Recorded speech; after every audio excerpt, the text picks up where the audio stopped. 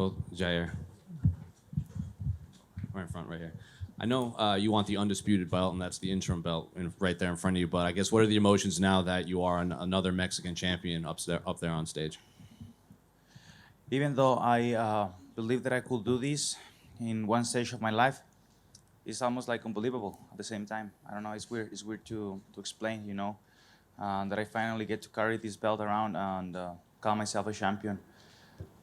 It's been a long journey.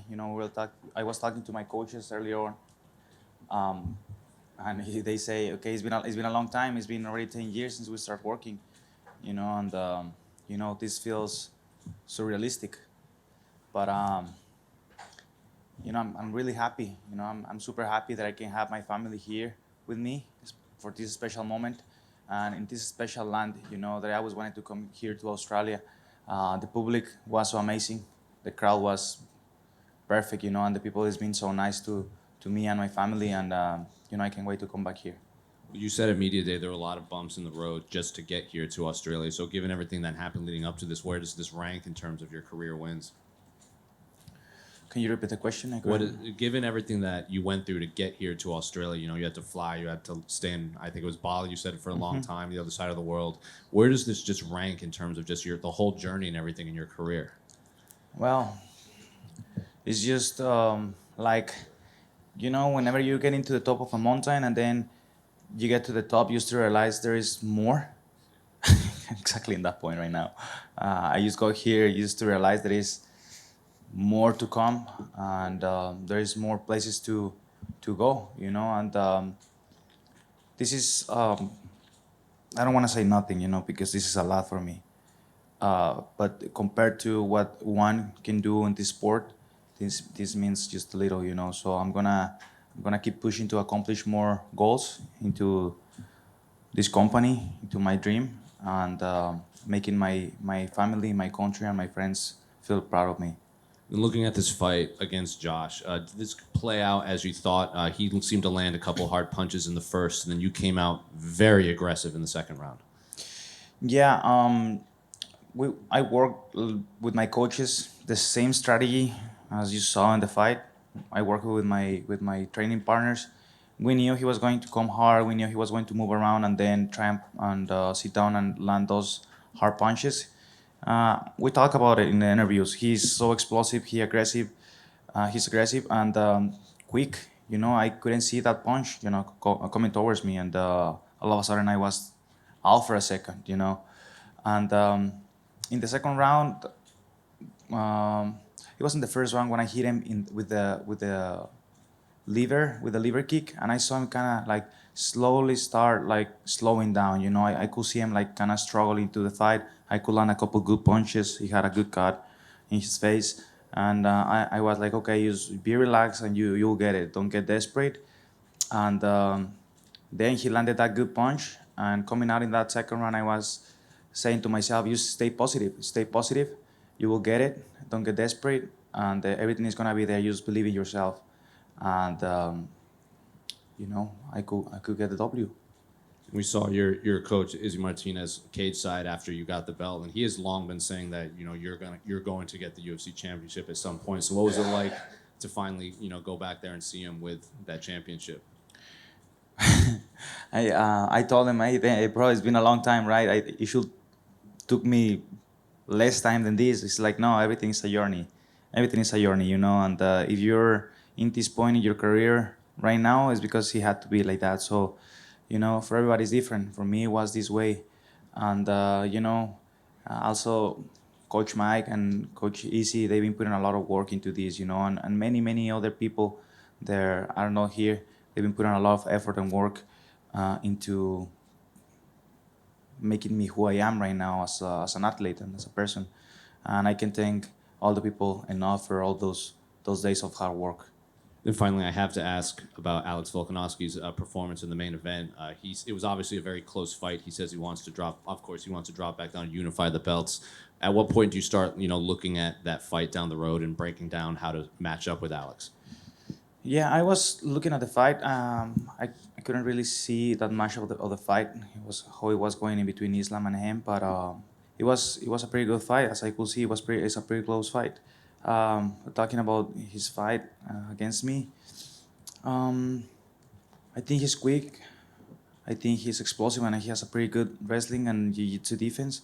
So I think the fight in between him and I will like stay standing up. So it will be like more of a striking fight. And everything comes down to who does it better in that day, who does a better strategy, and who's able to maintain the strategy if it's working, and able to adjust if it's not working. And I can see much about anything. It's just matter of who does it better that day.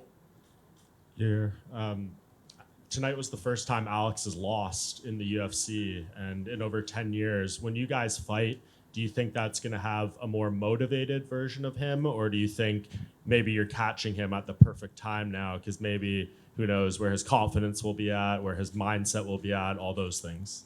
Bro, he's fighting for the 155-pound division against Islam Makhachev. He's not fighting like a nobody. Islam is tough.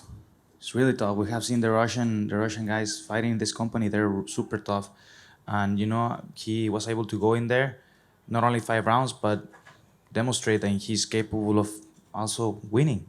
Because the fight was pretty close. It was 3 rounds to 2. So I think he did a pretty good job. I just think the fight between him and I will be as it has to be. He will be there 100%. I don't see why not, and I'll be there 100% as well. So you guys will have a pretty good fight. Do you think you'll have to come back here and do the unifier here? Or we had Dave Shaw, the UFC executive, up there. I asked him about maybe doing it in Mexico, and he didn't dismiss it. So would that be your perfect world? Yeah, that would be perfect. I talked to Alexander Volkanovski in the past in Dallas. No, not that much with them, but with his manager. And he asked me, "Will you be able to go to Australia? Will you go to Australia?" I was like, "Yeah, why not? Yeah, of course I'll go." So I stick to my world, and I came here, won the interim title, and now I want to ask the UFC to take this belt, this championship fight, to Mexico City in September, whenever they opening the UFC Performance Institute, so we can do it there. I don't know if you saw Alex's walkout tonight and how crazy that was, but is that something you dream of like what that could be like for you in Mexico? I didn't really see him. I was busy doing the interviews and some pictures and stuff. And I wasn't able to see it, but I'm sure I have no doubt that it was crazy for him. All the people here they're big fans. And they are really supportive of their people, and I'm sure it was crazy for sure. Yeah. You've had some bumps in the road on this journey, the losses to Edgar Holloway. Was there any point that you thought like you might not get to this crowning moment that you're at now? Yeah, those are the moments that I thought the most, and those are like the demons that I talk in the interviews that you have to fight every single day of your life. The what ifs. What if I can't? What if I don't? Or what if this happens? Or what if, and some of those things, they never became true, So the only thing that you can do is live your life the best way possible, avoiding the most mistakes you can and doing the best you can, and then stop thinking that much. Just live. And with that said, I've been learning to fight my demons every single day and winning over them every time that I think of situations like that. And who's been the most instrumental in this journey for you? Who? Who's been probably the most motivating? Who's motivated you the most? Perhaps a coach, a family member to get you to this moment? It's just a mix of everybody, I can mention a single person, but of course my mom. My mom has my heart. She's a special part of my life. My brother as well, my little sister. My dad is a special part of my life, of course. But those two guys back there looking at me right now, my coaches, they've been there for me regardless of my craziness, of what I decide to do. They've been there for me for many years and putting a lot of trust and effort into this to become true. And I can thank them enough because they have seen me in my worst, they have seen me in my best, and they know me. They know me like no many other people knows me, and have them here right now is amazing. I can thank my management team enough. I can thank my friend Marco enough for helping me out to get here, and it's just a mix of everybody. All my people back there at home. It's everybody. You have to kind of absorb the best energy from everybody and put the negative away. My friends, I know I'm rooting for me there. They were just calling me moments ago and look at the phone and they were just calling me, because they want to talk to me, and I'm sure they want to congratulate me and say, I'm sure what they're gonna say. I'm sure they're gonna say, we knew you're gonna become a champion one day. We told you this. We talk about it, and it's just been a long journey, of many people believing in me, but especially myself. And can you talk about the love that Australia has had for you during this fight? They've really adopted and taken you in. When you walked out, Australia went wild for you. Have you felt that love throughout fight week? If I have felt that before, Just the love that Australia has for you. They've really kind of adopted you this fight week. yeah, that was crazy, because I was probably one of the contenders for the 145 title itself, and they knew it, and they even like that they were able to applaud me and cheer for me, and many people walk towards me in the street and ask me for pictures, and they didn't stop telling me how much good and luck they wish me, and I really love to be here, and not only that, I have friends from here that there's been a long time I didn't see. I was really happy to see them, and it's amazing. It's amazing to be here. This is the first experience that I have flying this long, and having my family here just makes it so special. Thanks, mate. Congratulations. Thank you. Yeah.